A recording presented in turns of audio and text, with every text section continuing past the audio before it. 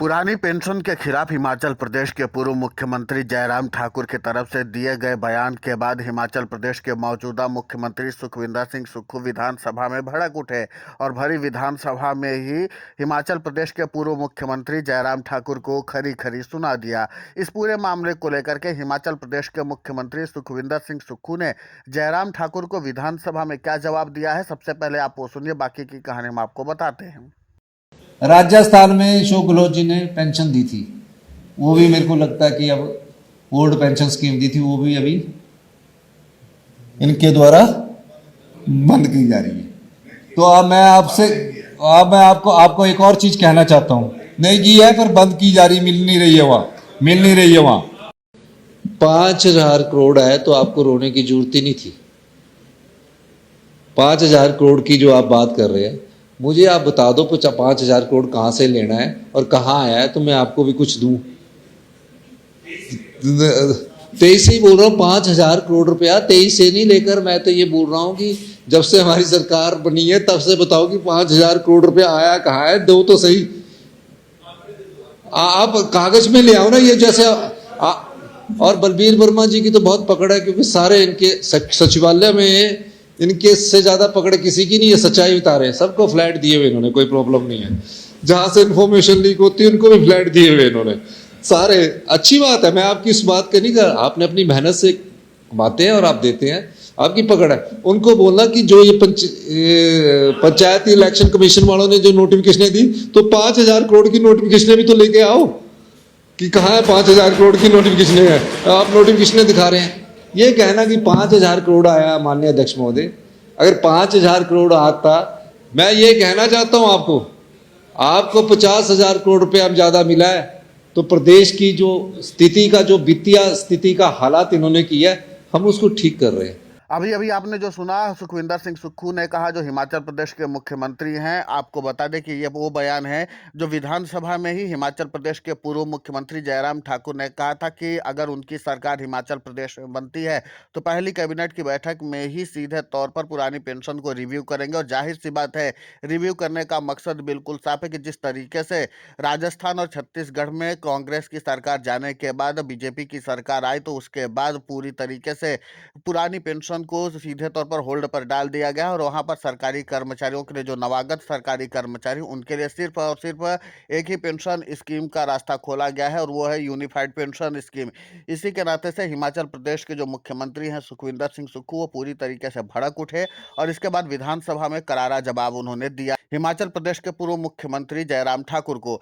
आपको बता दें कि पुरानी पेंशन की बहाली के मुद्दे पर एक तरफ देश भर में सरकारी कर्मचारी आंदोलित है और यह बयान ठीक उसी समय पर आया है जब पुरानी पेंशन की बहाली के मुद्दे पर आंदोलित सरकारी कर्मचारियों ने राष्ट्रीय राजधानी दिल्ली के जंतर मंतर पर राष्ट्रव्यापी आंदोलन किया था। आंदोलन के ठीक एक दिन बाद पुरानी पेंशन की बहाली के मुद्दे को लेकर के हिमाचल प्रदेश की विधानसभा का शीतकालीन सत्र शुरू हो गया है और जैसे ही शीतकालीन सत्र शुरू हुआ, उसके बाद ही हिमाचल प्रदेश के पूर्व मुख्यमंत्री जयराम ठाकुर ने विधानसभा को संबोधित करते हुए ये वक्तव्य दिया कि जो भी पुरानी पेंशन की बहाली की गई है उस पर वो पहली कैबिनेट की बैठक में ही उसकी रिव्यू करेंगे और रिव्यू करने के बाद सीधे तौर पर वही हवाला दे देंगे कि इस पेंशन स्कीम से सरकारी कर्मचारियों को तो पेंशन मिल रही है, लेकिन सरकार को आर्थिक तौर पर ज़्यादा बोझ पड़ रहा है और इसी का हवाला देकर के होल्ड में डालने की कवायद की गई थी। अब इसी के नाते से हिमाचल प्रदेश के मुख्यमंत्री सुखविंदर सिंह सुक्खू ने उनको दो टूक न सिर्फ जवाब दिया, इसी के साथ सरकारी कर्मचारियों के प्रतिनिधियों ने भी कहा। उन्होंने कहा कि जयराम ठाकुर इस बात की चिंता न करें कि वो सत्ता में आने वाले हैं।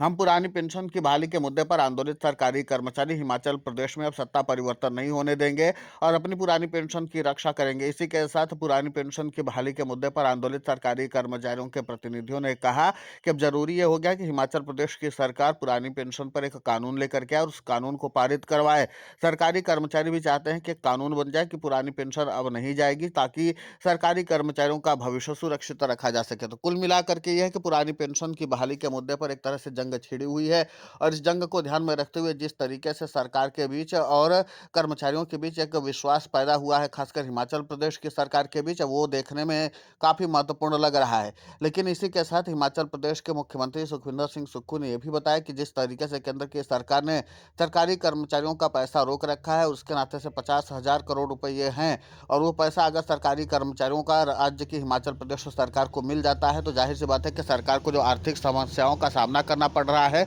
उससे निजात मिल सकती है। लेकिन इतना देखना महत्वपूर्ण होगा कि केंद्र की मोदी सरकार की तरफ से पीएफआरडीए एक्ट 2013 का जब तक संशोधन नहीं किया जाएगा तब तक सरकारी कर्मचारियों का पैसा यूं ही केंद्र की मोदी सरकार के पास पड़ा रहेगा। अब ऐसे में देखना महत्वपूर्ण होगा कि क्या केंद्र की मोदी सरकार जिस तरीके से सरकारी कर्मचारियों की तरफ से राष्ट्रव्यापी आंदोलन चलाए जा रहे हैं, उस आंदोलन को ध्यान में रखते हुए क्या पीएफआरडीए एक्ट 2013 का संशोधन किया जाता है, क्योंकि शीतकालीन सत्र में माना यही जा रहा है कि फिर चाहे राज्यों की विधानसभा हो या फिर कि संसद हो, हर जगह पर पुरानी पेंशन की बहाली का मुद्दा एक बार फिर से पुरजोर तरीके से उठने वाला है। और एक बार फिर से अगर पुरानी पेंशन की बहाली का मुद्दा उठेगा तो जाहिर सी बात है कि केंद्र की मोदी सरकार के ऊपर दबाव बढ़ेगा। अब यही सब बातें जो हैं पुरानी पेंशन की बहाली को लेकर के चर्चाएं गर्म हो चुकी हैं। अब देखना महत्वपूर्ण यह होगा कि जिस तरीके से नवंबर के महीने में सरकारी कर्मचारियों ने राष्ट्रीय राजधानी दिल्ली के जंतर मंतर पर दो बड़े आंदोलन करके केंद्र की मोदी सरकार को सीधे चुनौती दी है। और सबसे महत्वपूर्ण बात यह है कि दोनों ही आंदोलन के बाद केंद्र की मोदी सरकार ने पुरानी पेंशन की बहाली के मुद्दे पर आंदोलित सरकारी कर्मचारियों के प्रतिनिधियों से न सिर्फ मुलाकात की बल्कि इस मामले पर स्थायी समाधान निकालने की भी बात कही है। अब पुरानी पेंशन की बहाली के मुद्दे को लेकर के जिस तरीके से सरगर्मी बढ़ी है और जिस तरीके से सरकारी कर्मचारियों ने यूनिफाइड पेंशन स्कीम और नेशनल पेंशन स्कीम को सिरे से खारिज कर दिया है, इस बात का संदेश दिया है कि पुरानी पेंशन की बहाली ही उनके लिए एकमात्र रास्ता बचा है। तो जाहिर सी बात है कि पुरानी पेंशन की बहाली का मुद्दा केंद्र की मोदी सरकार के लिए मुश्किलों का तो सबब बनने वाला है। और देखना महत्वपूर्ण होगा कि इस पूरे मामले को लेकर के प्रधानमंत्री नरेंद्र मोदी अब क्या फैसला लेते हैं। लेकिन इतना तो दिलचस्प है कि पुरानी पेंशन की बहाली के मुद्दे को लेकर के सरकारी कर्मचारियों ने अपना रुख साफ कर दिया है कि वो किसी भी हाल में पुरानी पेंशन की बहाली के मुद्दे पर समझौता करने की स्थिति में अब नहीं है। आपको बता दें कि पुरानी पेंशन की बहाली के मुद्दे को लेकर के सरकारी कर्मचारियों का कोई पहला बड़ा आंदोलन नहीं है। इसके पहले भी सरकारी कर्मचारियों ने कई बड़े आंदोलन किए थे और उसके बाद भी केंद्र की मोदी सरकार ने कभी पुरानी पेंशन की बहाली के मुद्दे पर आंदोलित सरकारी कर्मचारियों के प्रतिनिधियों से न सिर्फ बातचीत करने का प्रयास किया था और न ही पुरानी पेंशन की बहाली के मुद्दे पर आंदोलित सरकारी कर्मचारियों की मांगों पर ध्यान दिया था। लेकिन इतना तो है कि पुरानी पेंशन की बहाली के मुद्दे पर आंदोलित सरकारी कर्मचारियों के प्रभाव को देखते हुए केंद्र की मोदी सरकार ने बीच का रास्ता निकालने की जरूर कोशिश की थी और उसके बाद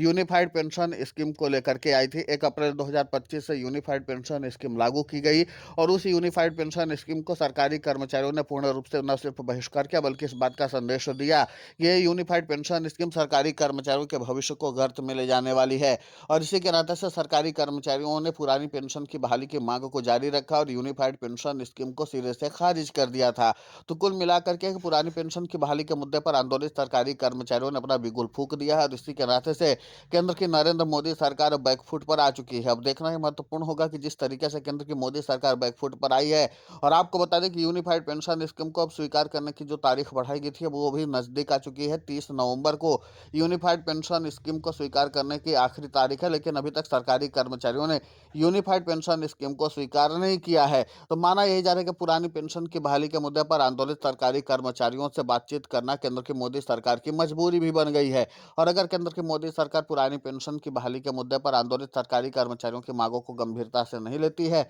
तो फिर जाहिर सी बात है कि उसके बाद फिर से एक बार झटका देंगे सरकारी कर्मचारी। सरकारी कर्मचारी ये कह करके राष्ट्रीय राजधानी दिल्ली से गए हैं कि अगर हमारी पुरानी पेंशन की बहाली नहीं होती तो हम फिर लौट करके आएंगे और फिर से सरकार से सवाल करेंगे और फिर से ऐसे ही चक्का जाम होगा राष्ट्रीय राजधानी दिल्ली का। फिलहाल इस पूरे घटनाक्रम को लेकर के आपकी प्रतिक्रिया बहुत महत्वपूर्ण होती है, आप हमें कमेंट करके जरूर बताएं। साथ ही पुरानी पेंशन की बहाली के मुद्दे पर हम लगातार आंदोलित होकर के खबरें चला रहे हैं। आप हमारे समर्थन के लिए चैनल को सब्सक्राइब करें, खबर को ज़्यादा से ज़्यादा शेयर करें।